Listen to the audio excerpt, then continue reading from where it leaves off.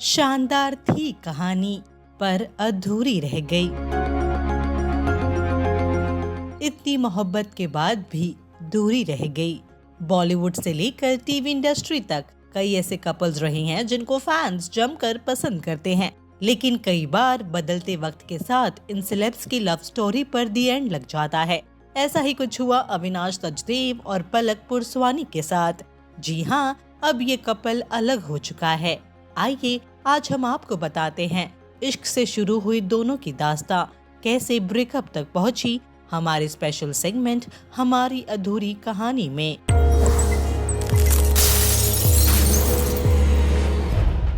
2018 में पलक और अविनाश की मुलाकात एक पार्टी में हुई थी और अपनी पहली मुलाकात की कहानी पलक ने टेली मसाला के साथ शेयर की थी। सुनिए पलक ने क्या कहा था। सच्चाई यही है कि हम बहुत अच्छे दोस्त हैं honestly he is like a family to me in fact so basically I was so we met in a mutual party Indian Wikimedia की पार्टी थी where we got along together and हम लोग का ग्रुप एक ही है so and we actually share a lot of similar traits यार वो सिंधी है मैं सिंधी हूँ and we chill together a lot हम लोग की बॉन्डिंग बहुत अच्छी है because obviously he's senior to me. I get to learn a lot from him, be it as an actor or as a person. He's a beautiful person by heart, so I love to chill with him. He's a positive person, so that's all about it. Yeah, he's like a family to me in Bombay क्योंकि I don't stay with my family in Bombay.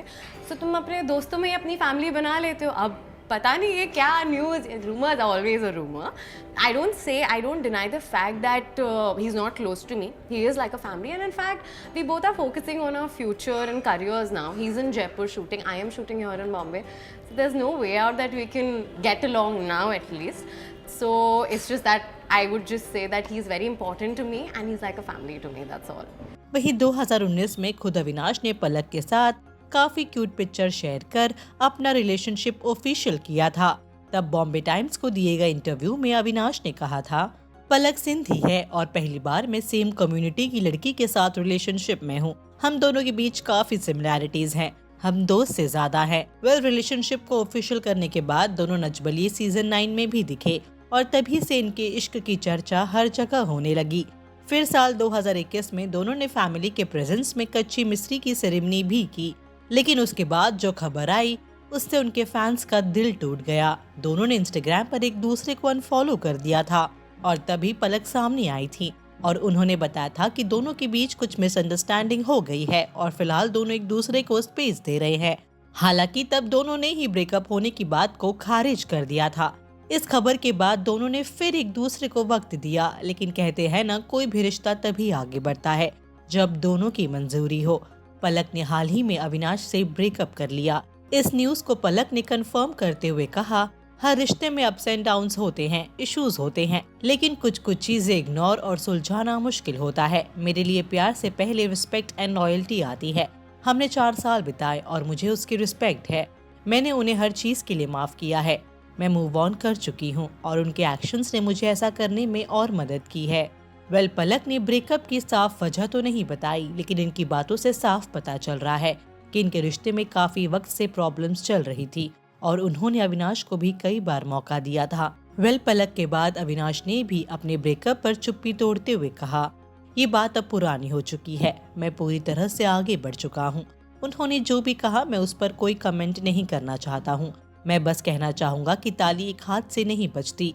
Breakup से उभरना आसान नहीं होता है, लेकिन हमने जो खूबसूरत पल बिताए मैं उसकी इज्जत करता हूँ और साथ ही उनकी और उनके परिवार का सम्मान भी करता हूँ और आगे भी करूँगा। वहीं टेली मसाला के साथ एक्सक्लूसिव बातचीत में पलक ने अविनाश के दिए हुए स्टेटमेंट पर चुप्पी तोड़ी। सुनिए पलक ने क्या कहा। चीज कही थी कि ताली 2 हाथ से बजती है, वो पढ़ के मुझे हंसी आई ऑनेस्टली, क्योंकि जो चीजें उन्होंने की है वो दोनों तरीके step of breaking up from this relationship होता है, which is actually a two way street.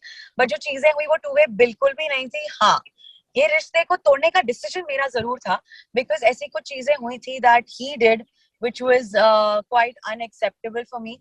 मैं ये कहूंगी कि मेरे लिए लॉयल्टी सबसे पहले होती है और I was very loyal in this relationship, because if I am a kind of a girl who cannot give a loyalty to a man or in a relationship, तो मैं उस रिश्ते में रहूंगी ही नहीं। I would rather walk out with dignity, and I'm somebody who cannot take lies, who will not lie to somebody.